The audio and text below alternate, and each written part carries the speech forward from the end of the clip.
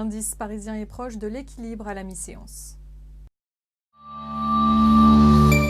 Airbus Group demeure affecté par la suspension des crédits à l'exportation de la part de la France, de l'Allemagne et de la Grande-Bretagne. Et puis, malgré le règlement d'un différend avec Gazprom portant sur un contrat de fourniture de gaz naturel, Engie recule encore ce midi.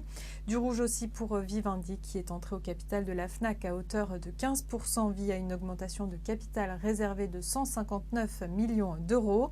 En revanche, la Fnac profite de cette annonce qui devrait lui donner une marge financière supplémentaire afin d'améliorer son offre pour le rachat de Darty. Et on s'arrête ce midi sur LVMH qui signe l'une des plus fortes baisses sur le marché parisien. Le groupe de luxe a pourtant vu son chiffre d'affaires progresser de 4% à 8,6 milliards d'euros au premier trimestre. Ce résultat est toutefois légèrement inférieur aux prévisions de marché. Surtout, les ventes de la division mode et maroquinerie scrutées de près ont stagné sur la période, en raison notamment d'une baisse des achats en provenance des pays asiatiques. Les analystes jugent ces résultats décevants. Dans le sillage de LVMH, les autres valeurs du luxe sont en baisse.